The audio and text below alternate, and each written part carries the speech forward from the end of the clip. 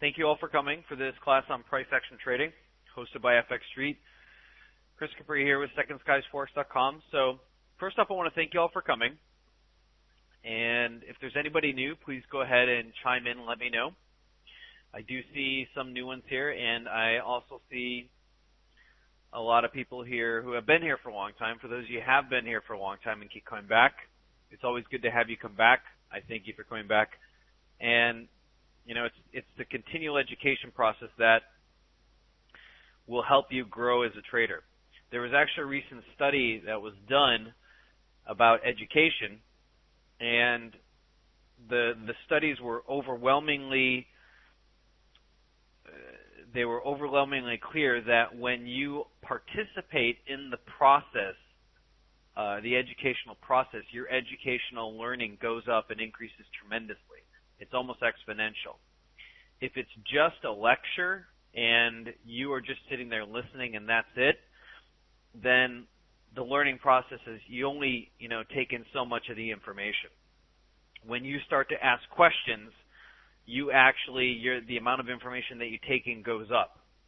And as you start to become more interactive with the educational process, then you absorb that much more information. So it's far better for you to be actively engaged in this educational class. If you ever have a question, please ask it. In fact, many of you have asked so many good questions that it's allowed us to venture into some really important critical topics. So feel free to ask questions at any point in time. Obviously, we want to keep them focused on the content and subject material, but at the same time, feel free to ask questions. Now, if you were there last week, we've been talking about the improved or amplified format we'll do for these classes, which is we'll take the first 5 or 10 minutes kind of talking about one of the aspects of trading, some of a different aspect of trading that is part of the trading process, that is part of the experience of trading, things that you can do to help yourself become a better trader. And this is not just about learning strategies. There's tons of classes here that are just all about learning strategies. And if that was the case and all you need to do is learn strategies to become a successful trader, many of you would already be there because you've absorbed so much of that material already. But you may not be there already, and probably some of you aren't there yet. That doesn't mean you won't get there, but some of you aren't there. And why is that? Because there's other parts of the trading process to be a successful trader. And so with that being said, it's critical that you learn all the different aspects of trading, and trading is not just, hey, I'm sitting in front of a chart and I'm pushing buttons and I'm making trading decisions and that's it. There's a lot more that goes into it. And so the first 5 or 10 minutes we're going to talk about one of those aspects to help you advance in your trading and take it to the next level. And then we're going to get into the very specific subject of price action. Today's kind of but today's little thing that we're going to be talking about is we're going to start off with a story. And this is a story from my personal history in the very beginning of my trading career. I was introduced to trading via a friend of mine who was actually a client of mine when I was teaching yoga. His name was Philip. And Philip had cancer when I met him. And he basically came to me and said, hey, look, I have less than a 5% chance to live. I'm pretty sure I'm going to die. I'm open to, beating it, but, I understand the odds, and I'm being honest. And he goes, and I just want to make my body feel better. And so do you mind doing some private yoga with me to help the body, feel as good as it can through this process? So we started to work together. And as we did that, we became friends. And to the point where I would be spending time with them throughout the week. I'd be going to dinners, I'd be hanging out with them, meeting their friends. And let me give you some brief history about Philip. Philip had retired at 40. He was in his early 50s at this point. Family, kids, everything. Great wife, great family, great kids. And he retired at 40. He was a radiologist who had invented a type of screening technology that was way ahead of its time, sold it to Kodak, for a fortune and retired a decamillionaire several times over at 40. And so he was incredibly wealthy, and everybody he knew pretty much was also wealthy. Everybody I met that was a contact of his was nothing less than a millionaire, many of them decamillionaires, and some of them were several $100 million. So he was very wealthy.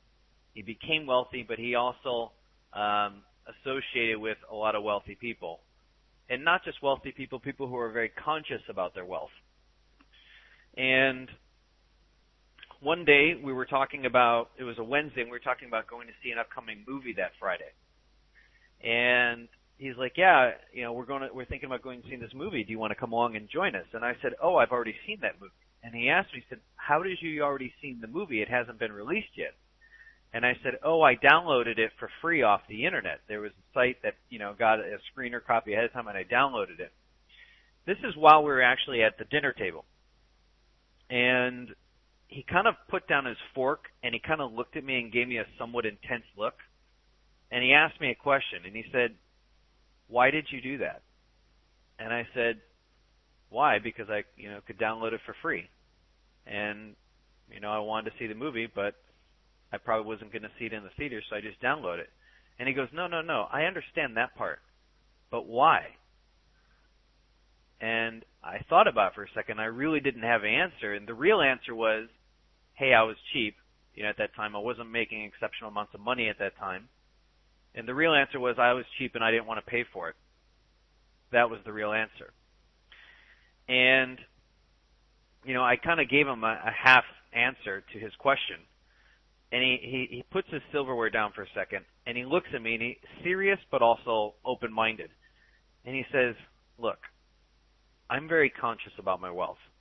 And he's like, and a lot of the people you've met are also very conscious about their wealth. We didn't just earn it. We didn't inherit or anything like that. We built it. And we've learned to understand what it is to be abundant and what it is to respect that. And he goes, you taking that movie and you downloading off the internet for free, he goes, that is completely against all the laws of abundance. He said, if you ever want to be wealthy, he said, if you really do want to be a successful trader, because being a successful trader is asking and saying that you want to be wealthy, that you want to understand what money is.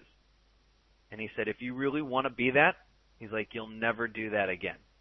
Because it completely destroys the laws of abundance when you take something that you didn't pay for, when you steal something, when you completely take from something without paying for it.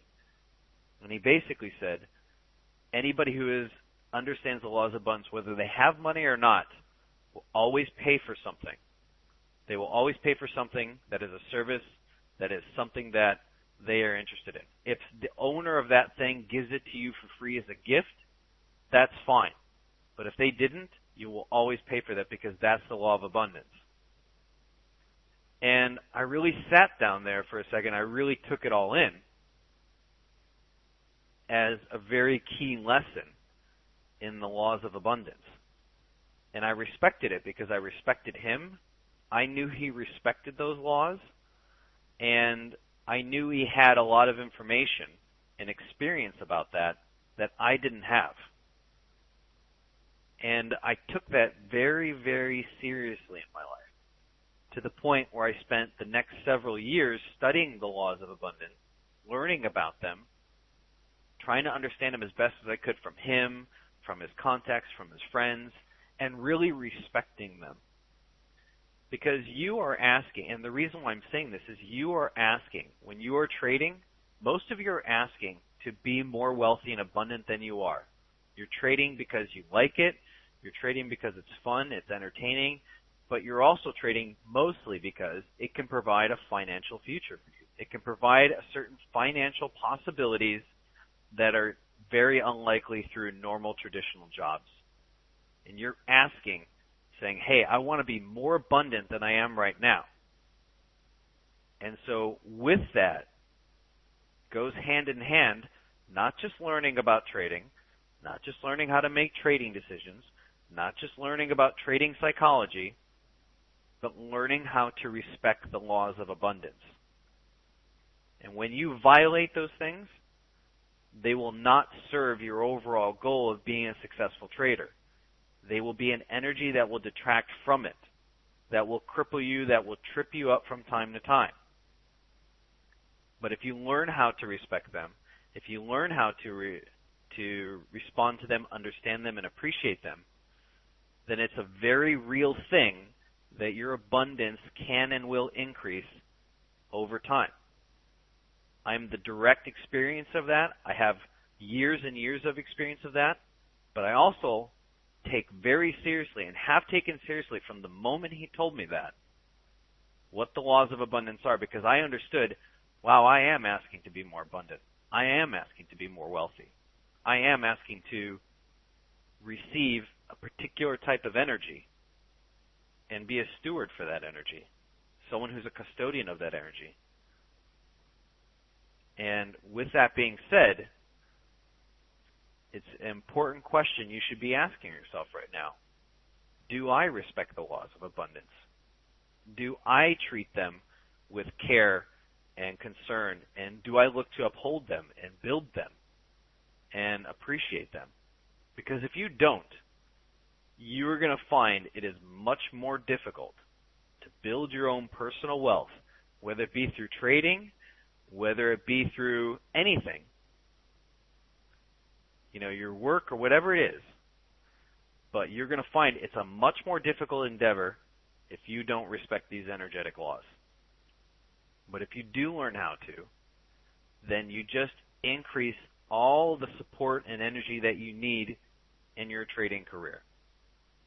Maybe you already have all the tools to be a successful trader. It could be that you have the psychology, or at least the discipline and the diligence, and maybe you have a good strategy. But maybe it's the one thing that's missing, which is part of trading psychology, is that you don't respect the laws of abundance. You don't understand them. You don't support them, relate them, and help other people learn them. Maybe that's the one thing that's holding you back. I can't say for sure. Only you can. But I would be willing to bet that if many of you started to embark on the process of really learning that and learning what they are, that you would probably find out that there are parts of that that you aren't respecting, that you're disrespecting, that you're not supporting or growing or nourishing in your life. And that once you start to do that, that things will change for you. It's a real thing. It's a real thing. I'm saying it from my personal experience, from somebody who went through a moment in his life when I've said this once before, where I was living on one bag of Doritos a day. One bag, in the small bag. I've been in situations I couldn't take the normal transportation, so I had to take the worst type of transportation possible across country. And it was about as bad as you could possibly bet. I've been in a lot of bad situations financially. And I've gone from the absolute bottom of the barrel that that somebody could from my environment to someone who's in the upper echelons of that now. And I'm very grateful for that. And I work very hard to uphold the laws of abundance. Because I understand that even if I stopped obeying them right now, I would still be the same trader. I would still have the same strategies. I would still have all the same techniques, all the skills, all the diligence, all the discipline. But by not obeying those, everything would change for me. Since I was taught that lesson, I violated the laws once, and I felt so horrible inside because I have been so grateful for the abundance that I've been given through trading the international markets. I've been incredibly grateful for that. And the one time I violated, I felt so bad for a month that I went out of my way to hopefully repair some of that energy. And so, but other than that, since that day that Philip told me those things, I have never violated the laws of abundance. And I've done everything I could to learn them, uphold them, nourish them, support them, and grow them. Because I understand that trading is not just about learning techniques. It's not just about learning strategies. It's not just about being disciplined and in front of your charts at the same time every day and following your plan. It is a human endeavor between you and yourself. between you and your emotions, between you and your biology, some of which works for you, a lot of which works against you in this environment. And with that being said, it's already an upstream type battle. And so I'm going to do everything in my power to make that as easy a process for me as possible. And so that's the lesson I wanted to share with you all this morning on how critical it is. Maybe you've been considering that in relationship to trading, and maybe you haven't. And if you haven't, well, hopefully you will start now. And if you have, I hope you will expand that in your life and start applying it to trading as well. Okay. Does that make sense to everybody? Does everybody feel like they understand what I was saying there and they can resonate with that?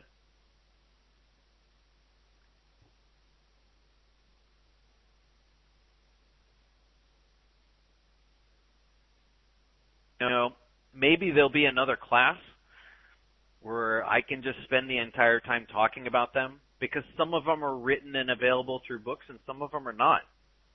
Some of them, you know, I've read tons and tons of books about, you know, and been to workshops and, you know, and met with people, and a lot of the things that I've learned just came from people who were living that in their lives. It was from their direct experience and practicing with that and working with that and massaging the techniques.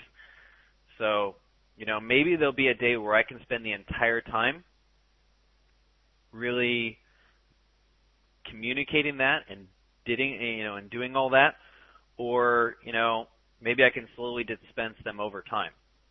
So, you know, some of it you can find in books, but some of it's just from pure experience, you know. And the funny thing about it is that I've actually worked with a lot of people who don't have abundance to help them become abundant and shared with them these laws. And the ones who follow them are seeing differences in their lives, clear results, clear differences, clear changes and trends in their financial history and their financial futures. They're seeing complete turning points and complete reversals from where they were going to what they're doing now. It's a real thing. And so maybe one day, you know, depending on Maud, depending on FX Street, if they'd like to, maybe one day we can host a class like that.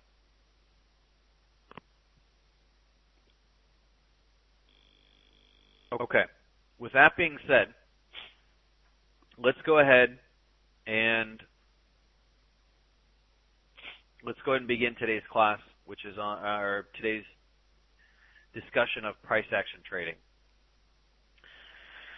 So many of you have talked about many times in the classes before. One of the things I'm looking for is a series of impulsive versus corrective versus impulsive moves that are all kind of part of a rhythm and a pattern. And that rhythm and pattern, as I said before, generally plays itself out like this. It's usually an impulsive move, doesn't matter what the direction is, followed by a corrective move, followed by another impulsive move in the same direction as the original impulsive move, followed by another corrective move, followed by another impulsive move, and on and on and on. And that pattern usually plays itself out until it's done.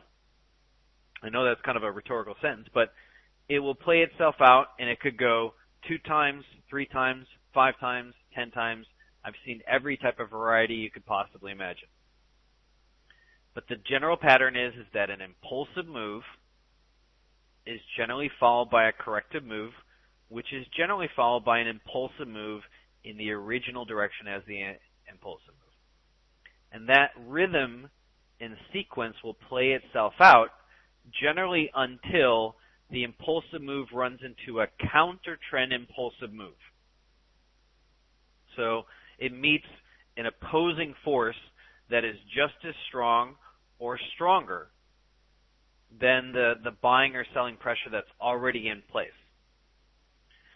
And a lot of times in this series or in this rhythm of the market that the market can get into, the market will pull back to the 20 EMA sometimes, and sometimes it'll go a little bit past it, but then create a new what is called with trend impulsive move. So it had an impulsive move, pulls back to 20 MA, maybe goes a little bit past it, but then creates another with trend move and does it again. Sometimes the market pulls back to 20 MA, sometimes it goes a little bit past it. But that pullback, unless it's impulsive, is generally just another opportunity to get back in the market, in the original trend. Now, we are looking at the daily chart, and we're looking at the top in oil for the year. Not the all-time high, but the top in oil for the year. And Bedian, I'll get to your question in just a second. It's a very good question. Actually, let me get to it now. This is a great question. It's the base it's the base recipe for impulsive versus corrective move. So let's talk about how I differentiate it. It's a great question. Impulsive moves are generally characterized by three characteristics. One, the candles tend to be larger than normal. Case in point, these candles, much larger than normal. Same thing here. So the one is the candles tend to be larger than normal. Two is the candles tend to be all of one color, or the majority of them tend to be one color. So as you look in this move here, it's almost all red. Here it's all red with two little blues. So there's some good examples right there. The majority of the candles are one particular color. The last thing is the closes tend to be towards the higher lows, depending on the direction of the move. If it's a down move, the closes tend to be towards the lows. If it's an up move, the closes tend to be towards the highs. So these are three characteristics that you will generally find in an impulsive move. And now your question is, how do you differentiate between impulsive move and counter-trend impulsive moves? The counter-trend impulsive move tends to generally have almost the same qualities as the original impulsive move. Candles are large in size. Candles tend to be predominantly one color. And they tend to be closes towards the highs or the lows, depending upon the direction of that move. So if it's a downtrend, and then we have a counter-trend impulsive move to the upside, it tends to be that the candles are mostly blue, they're larger in size, and that they're closes towards the highs. And just reverse that or inverse that for a bearish reversal. So that is generally how you differentiate between an impulsive move and a counter-trend impulsive move. A corrective move is just the opposite of an impulsive move. Candles are smaller in nature, tend to be closes towards the middle, and they tend to be a mix of colors. So hopefully that answers your question, Bedian. All right, with that being said, we are looking at, and I've been writing about oil and different selling opportunities in oil for a long time, because the bottom line is oil has been behaving relatively consistent with the sequence. Impulsive, corrective, pretty impulsive, borderline, but there, corrective, very impulsive, very corrective and impulsive. And there has been a certain rhythm to it, that it would pull back to, a Fibonacci. Here it pulled back to the 50, and then it, really bounced off the 38.2. And then we have another example of this here, which was actually probably the best example of all of them. We're pulled to the 50 again, and it also pulled to a roll reversal level here and a round number. It was really begging. It was really one of those, hey, this is a fantastic level. Roll reversal, previous swing low here, Fibonacci, round number. It's as pretty as it gets. And to answer Boyka's question, is that based on Elliott waves?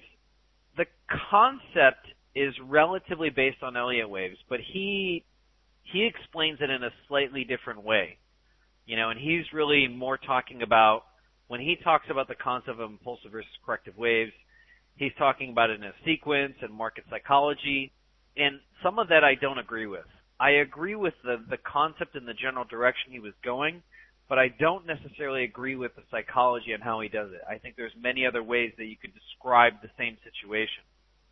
and I don't agree with adding all the different things that he does to it, 3, 5, and this and this and that. It's just not something I agree with. But the original concept that he kind of presented, I think there is some wisdom there.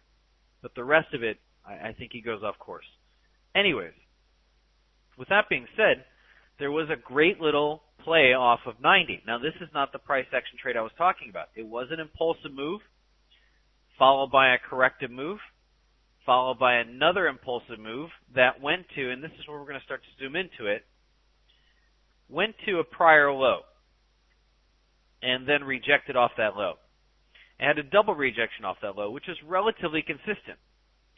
Now, many of you have known that in situations like this, as long as I feel comfortable with the established trend, I generally like to look for pullbacks to the 20 EMA. And so I was looking at a 20 EMA trade here, but what I did is I said, you know what? I was simultaneously watching oil on both the daily and the 4-hour time frames because I generally like to watch price action on 4-hour and daily time frames. And that's it. Well, here was the rejection off of 90. We can see. So here's the rejection off of 90, right up at the top there. That's the one where it pulled back to the 50% Fibonacci in the daily candle and then sold off and went to the same low as it had started the bounce off of 90. Then the market did something a little interesting. This is a pretty impulsive sell-off here. It's all red candles, very aggressive. And then we have this very, very large candle here. And it's either one of those, A, we're going to start another whole leg down, or B, an exhaustion candle. You know, we've been in a vacuum. We've been sucking in all of the sellers. Everybody's finally starting to catch up to the bearish move here. And, you know, we have one last exhaustive move, and then that's the end of it. Well, if that was a continuation of the trend, it would just keep going on. This is a very large candle. In one candle, it sells off $3 from open to close. And what does it do exactly in that moment? Runs right into some buyers who push it back up to 90. So $3 in selling from open to close, buyers push it back up to 90. Now, many of you have also heard that when a group is in control, either the sellers or the buyers, they often like to try 2 times before they give up on a particular trend. They like to at least give it 2 chances. Generally, that's the case. And if they fail the second time, then they kind of say, okay, it's time to take profit. That's why V-bottoms are so rare. Because the people that are in control say, look, I'm in control. We've been in control for a long time. This bounce, we're going to see if you guys are really serious about pushing back on us. And then the sellers push back, and if the buyers fold, then the trend continues. But if the buyers hold, then usually the market starts to pull back a little bit. With that being said, we saw that here. We saw a second pushback on that same particular level with a slight rejection beyond it, and the market closes above it. Then the next candle, and we're going to start zooming into this. Oops. The next candle has a very strong rejection off of it, confirming that not only was this some very strong buying, but that as the market tried to push back down again, the buyers came in and created a higher close than the previous candle. So it's suggesting short term that the buyers are taking over a small amount of control. Now, I started to look at this and say, is this a counter trend impulsive move? It is. No doubt about it. All blue candles, you know, closes towards the highs, only one ring candle. They're not huge in nature, but it's a pretty consistent move. To go from 78 to 85, $7 in a period of 10, 44 hours, that's pretty strong buying. But I said to myself, you know what? Let's hold on. I still feel the overall trend is down. Maybe if it gets back to 90, then I'll say, hey, okay, this downtrend is done. But this thing has been downtrending since 115, and here we are in the high 70s, low 80s. That's a pretty massive run. You know, are these bears going to continue to push this trend down? So I said, let's sit back and see if there's any sort of signals out there. So I said, okay, let's wait. And then all of a sudden, lo and behold, we have a very good rejection candle here, which matches up with a nice Fibonacci level here. And if we pull it from top to bottom of this move, another Fibonacci as well. So I'm sitting going, hello, that's interesting. We've just been bought up. Here I am. We've just been bought up. 5, 6, 7, 8, 9. We've been bought up 7 out of 9 candles. So 28 out of 36 hours we've been bought up in a very short period of time. And then we run into a Fibonacci and get a clear rejection off that Fibonacci. So then I said, hello, okay, time to pay attention. I said, okay, let's see how the market responds from here. The market actually did a 3-candle pattern, which would have suggested that this was going to continue buying up, and it did on the following candle. What was so suggestive about these 3 candles? Well, the fact of the matter is these 3 candles couldn't even eat through all of the gains on an open-to-close basis from this candle. So one buying candle gains about $1.50, that's 4 hours, and 12 hours of selling only sends it down $1. So the bulls are still in control, and they follow it up with a rejection right off the 20 EMA, which they also did here, and they also did here, and they push it right back to the same level. So now my theory of wanting to sell may be in danger. I may have to completely abandon it. Then the next candle comes around, and it starts to reject again, a little bit stronger than it did the previous time. How do I know that? Well, 2 candles of selling covered the exact same ground as 3 candles of selling. So this is possibly communicating to me that after another buy-up candle, which pushes it to exact same level as this one did, the market rejects again with slightly more force. Does everybody see that? Because the 2 candles are now covering the same ground as the previous 3. Does everybody see how there might be a subtle change of hands here? It was subtle, but it was there. Okay, so then I say, how can I trade this? If it really is going to sell off, I can either A, take another rejection off of 84 and say, you know what, I'll put my stop just beyond this one here because I have this nice swing low here, and I can target 87 or 78. So that's a $6 target and $1.50 risk. It's a 4-to-1 R to R. These are the opportunities I like to look for. And so I said, okay, that's a possibility. That's one idea. And the other one is maybe wait for a close below the 20 EMA. So with that being said, I had a couple choices here. Well, I had placed 2 orders.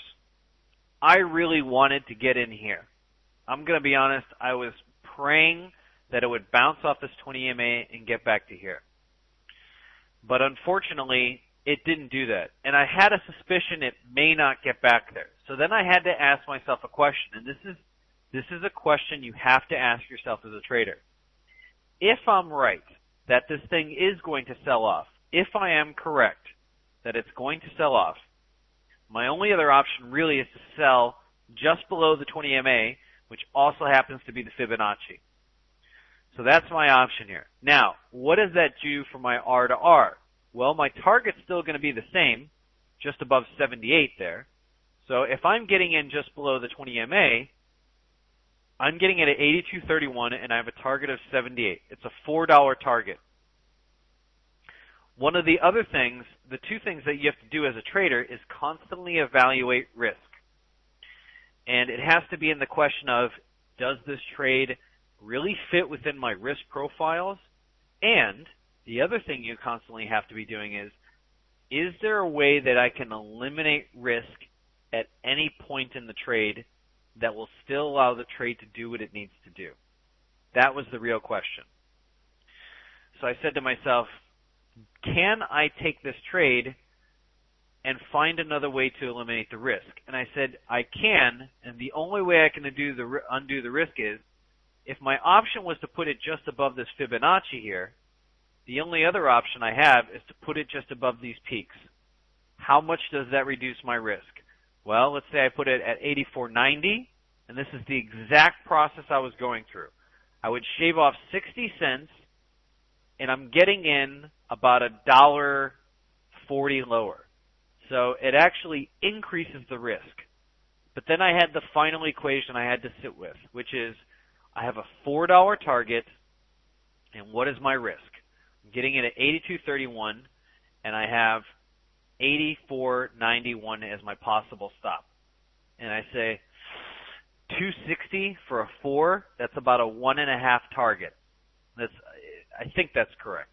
Let me just do the math super quick.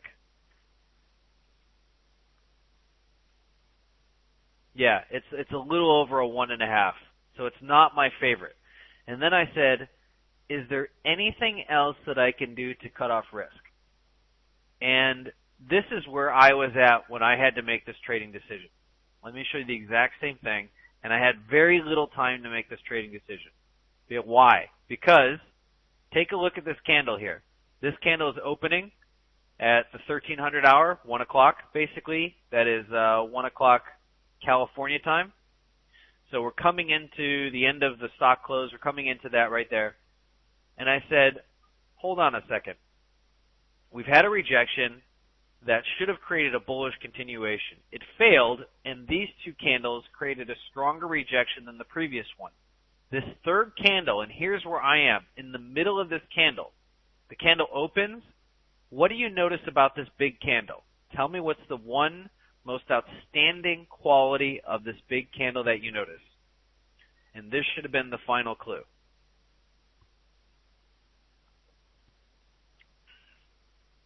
Okay, many of you came close. The one who was the most... Michael said no upper wick. So, no wicks, no buying, but the very specific answer was no upward wick. Brian also... That was the key. What was so special about no upper wick? What was special about it is that the market opened in a relatively low volatile time, and there wasn't one tick higher from the open. Not one. It opened and it sold off immediately the moment the candle opened. So what is that communicating to you? There's selling pressure the moment it gets in the market. Where did that selling pressure come from?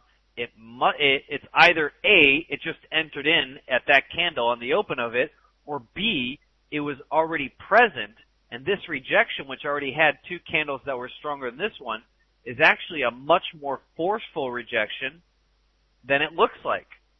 Why? Because this thing is selling from the open. So we have a candle that's selling from the open, not one tick, not one higher. And it's selling from the open and just blazing right through this here.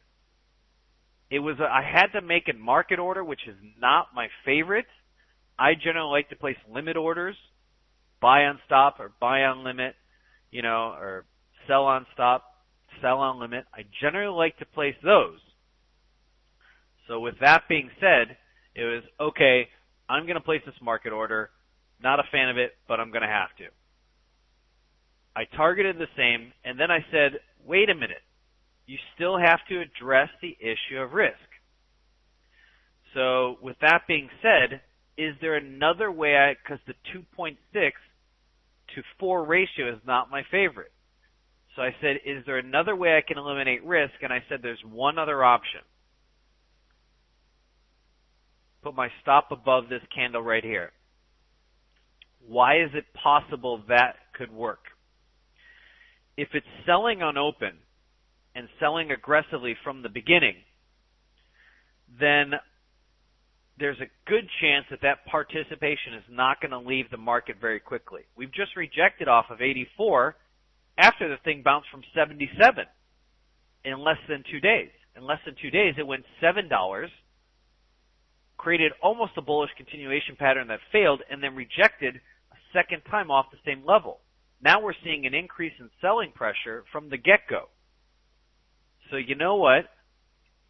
I can apply what is called the last day rule, or the last candle rule, which is a candle that is breaking out of a key level. It's generally a situation I only like to use for breakouts, but it was one of those where I said, if this really is strong selling on the open and it's legitimate, then we shouldn't break above these highs. Then I said, okay, now what's my risk?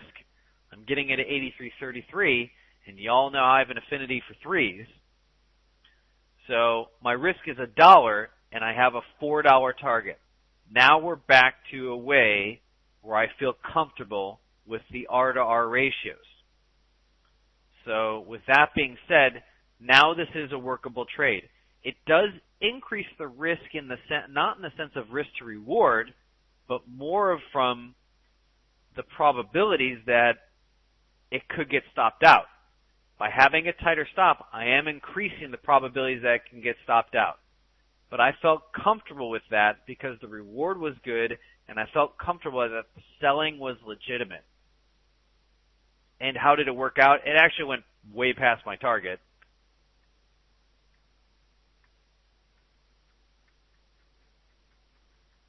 And there we are. So, does that make sense? Does everybody understand? Loads of questions.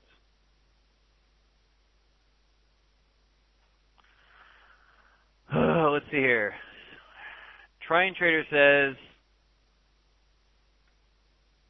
going back to this here, great questions.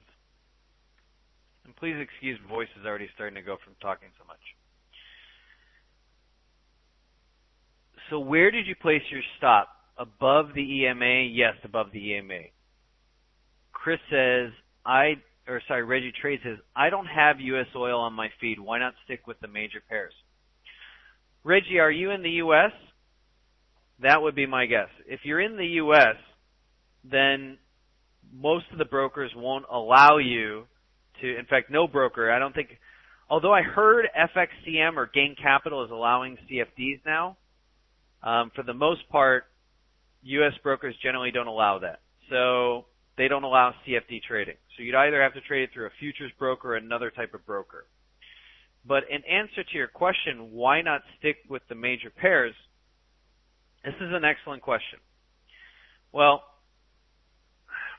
I've been trading for a long time, and in that trading for a long time, I feel pretty comfortable that I can spot good opportunities across multiple instruments. And I've been trading Forex for a decade. In the last year and a half, I've been expanding into commodities and precious metal. At this stage in the game, it's really a question of I'm really just looking for opportunities that fit with my overall trading plan, but I'm really looking for opportunities that the price action is behaving right. And if the price action is behaving right, then I can, then there's a trading opportunity. But let me give you an example I've already given an example of something that's behaving right. Impulsive, corrective. This one went to a Fibonacci. This one went to a Fibonacci. That is something that's behaving right. Let me give you an example of something during a period of time that wasn't behaving right. Do you see this whole region here? And I've talked about this once before. This to me is not something that's necessarily behaving right. Why? Well, there's no series of impulsive versus corrective moves. And if they are, they're so minor that they're really obscured. it's not following a range because it makes a higher high, lower high, or higher low, lower high, lower low, lower high, higher low, lower high. I mean, that's to me not something that is behaving right. And because to me it's not something that's behaving right, that's not something I get engaged in.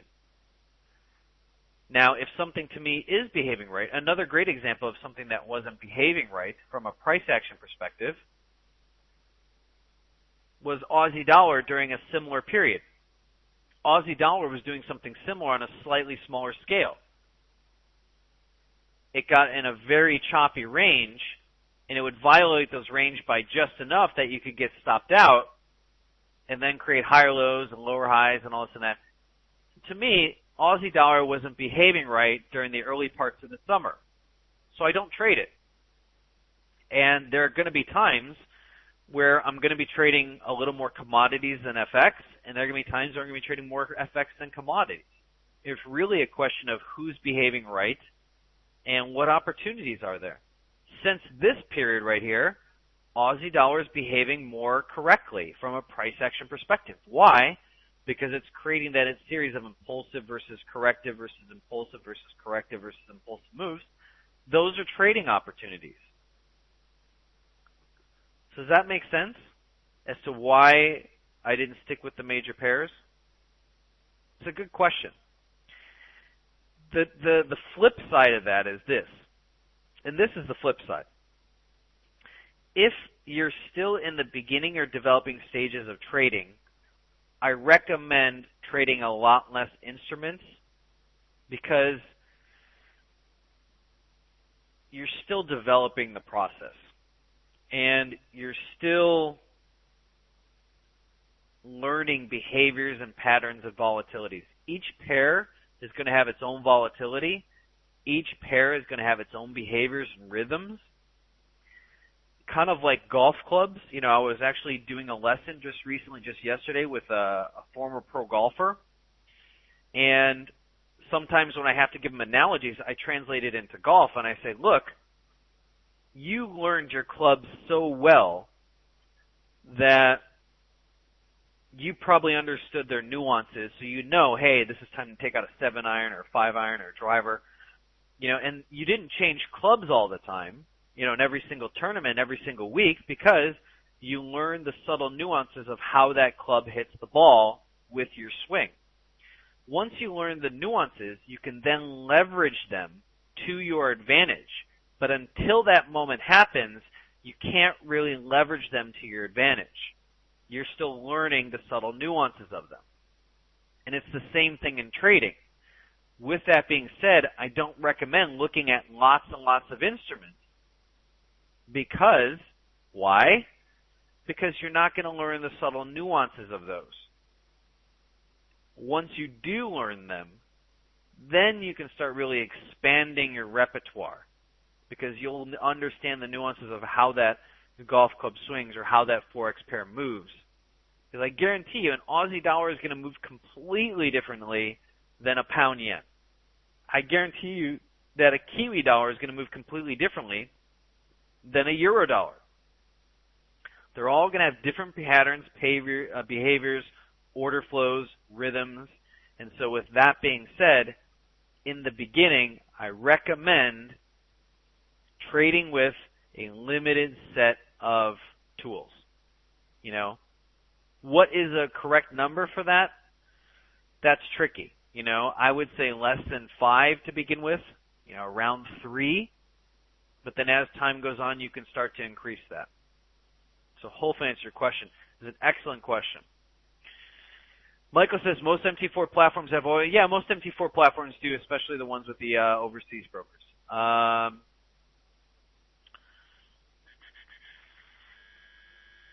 Reggie Trade says, I'm wondering why no reference to higher time frames. This is another good question, and this is a question I often get. First of all, I already had a picture of the daily time frame. I had been watching them simultaneously.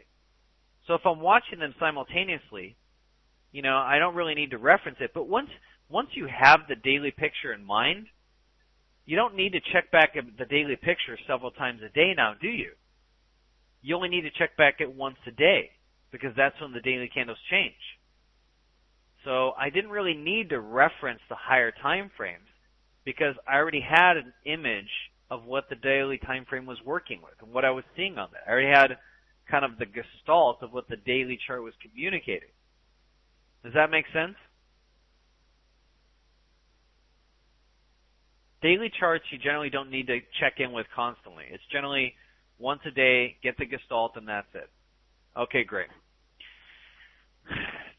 Medina says, how do you trail your stop? Enter through daily chart and then go to the lower time frame for trailing stop, or through daily chart only? This is an excellent question.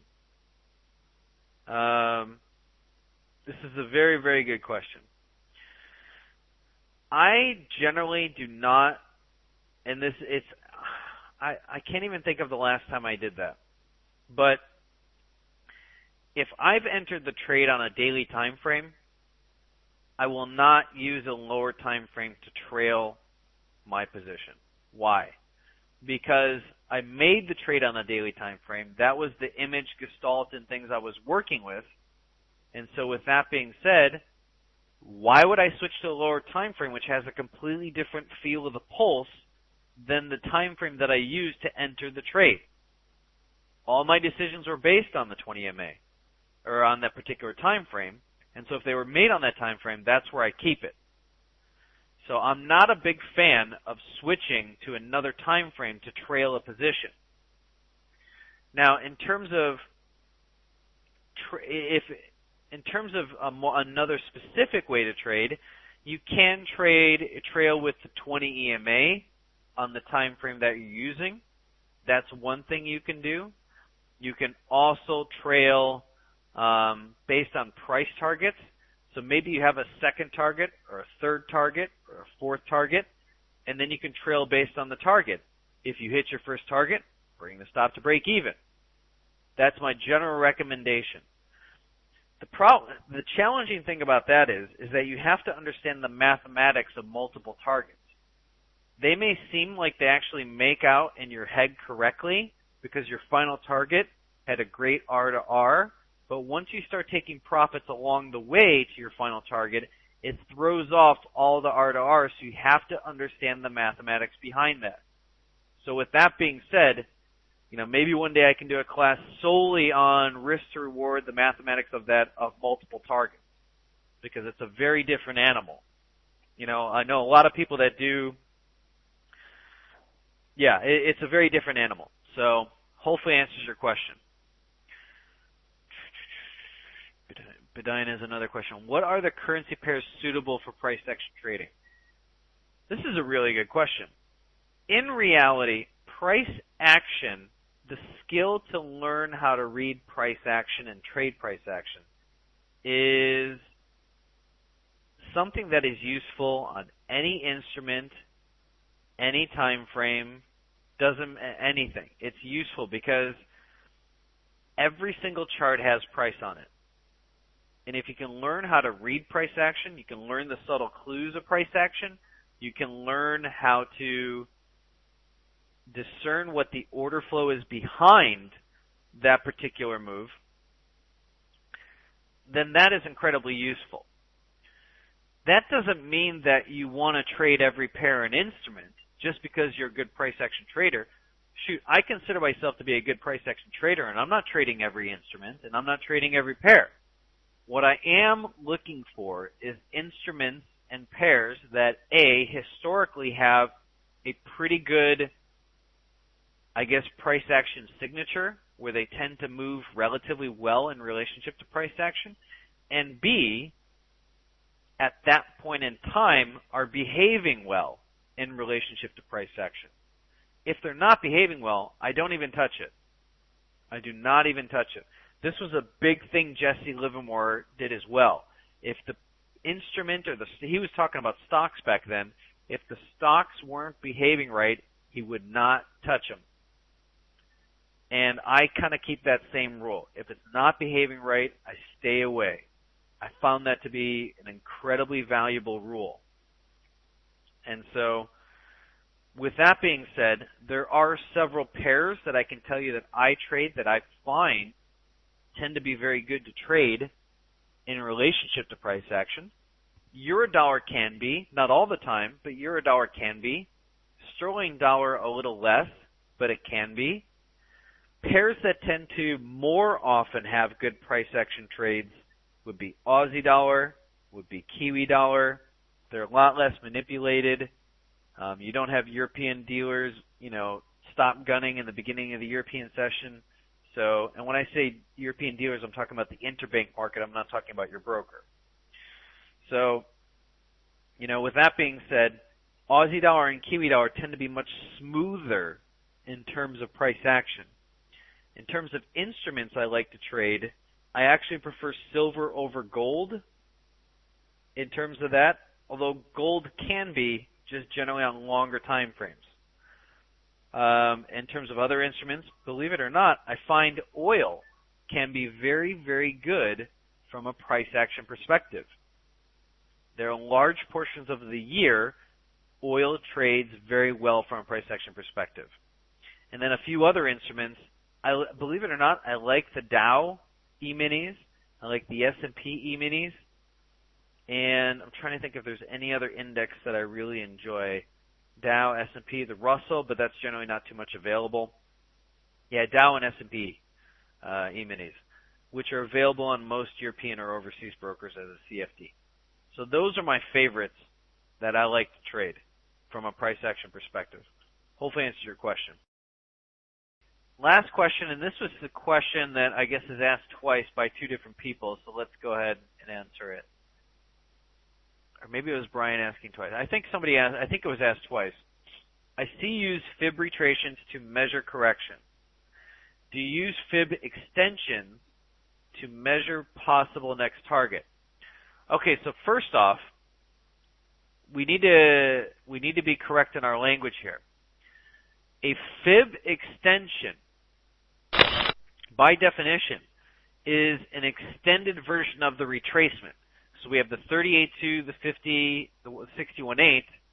The extensions would be 138.2, 150, and 161.8 going further back. I have the feeling you're talking about projections. Projections are possible targets in the future that they will go. If they go to, say, the 50% fib, then they should go to the 150% projection. If they go to the 38.2, they should go to the 138.2 projection. If they go to the 61.8, they should go to the 161.8 projection. If that's what you're talking about as my possible yet next target, more no than yes. And let me tell you why. Because the market can often go way past those.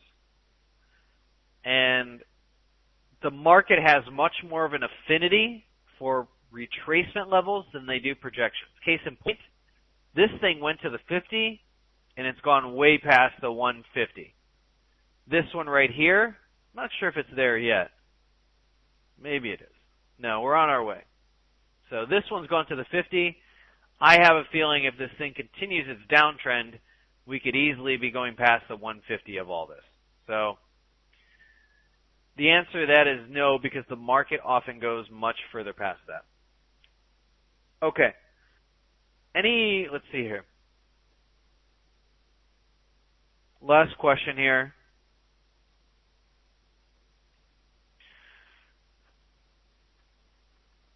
And I like Dry Deserts +1. It's nice that we're getting the social media in here. That would be pretty cool if we could get social media involved in the hot comp sessions. All right, last question. Do you treat the Asian session candles the same as London or New York? I'm going to give you a cryptic answer on that. Yes and no. Yes, I treat them the same as in the sense of that they're candles. And the bottom line is, when I'm reading a chart on a 4-hour time frame, I'm not reading that they're going, and I don't have a little marker that says New York, London, Asia, New York, London, Asia. I'm just looking at it as it's part of the overall gestalt. So the overwhelming answer is generally no. However, I do consider I do consider that if an Asian candle comes up and gives me a very unique formation, I am considering, hey, the impact of the fact that in real time, this is happening in the Asian session, or this is happening in the New York session, is happening in the London session. Why? Because there's less volume and volatility in this, and generally in the Tokyo session. So if I get a move that is contradictory to that general volume volatility, then I pay attention to it. And if it's right in line with the volatility, then I understand it's with the guise of, hey, I shouldn't be surprised. This is happening during the Tokyo session. It's a low volume or volatility candle.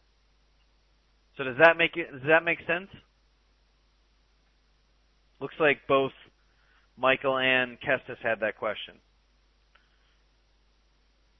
So it's not that they're more important. I more of just take them into context. Okay, fantastic. All right, great, fantastic. So I need to wrap this up. Plus, I got another call after this with a group of people in South Africa. So first off, I want to thank you all very much for being here for this class, asking such great questions. For those of you that keep coming back again and again, I hope you enjoyed this. I also hope you enjoyed it in regards to, the laws of abundance and the things that I was talking about. Hopefully, and my hope and prayer is that will be enough of what I said in the first part of this class to spawn something inside you, to create a seed inside you that wants to learn more about that studies more about it, and maybe you'll go more on your own and start studying that to the point where you employ those things in your life, and then you see how powerful they are and how they can make a difference. That is my ultimate wish. I actually care very muchly about other people becoming abundant in their life, not just through trading. That's one way that I have a skill to do that. But to me, I've seen what happens when people have the resources to do what they want to do. And it changes things a lot. It allows certain things of them to come out. And it's just nice to have the resources to do the things that you want to do. I'm not saying necessarily the resources to go buy a yacht. What I am saying is having the resources to do the things that you want to do. And I hope that one of the goals of my life is to build abundance for all kinds of people on this planet, not just through trading, but through all the philanthropy work that I do. So to me, it's very, very important. I hope you all take it very, very seriously. I hope you all integrate it into your lives, and I hope you see tremendous impact from that. Anyways, Maud's saying, don't forget to check out, we do have a second edition of our DVD, and we added some new strategies and content and material in that, so check it out. It's fantastic. Also, please do check out my new website, secondskiesforex.com. It's the third version of it, the third incarnation. It's the most engaging site we've ever created yet. It's built for your enjoyment, for your understanding, for your education, and your engagement. And so please take a look at it. Interact with the site. Let me know your thoughts on it. I welcome your feedback. Other than that, I bid you all adieu. If you have any questions about our courses, don't hesitate to give me an email at info@secondskies.com.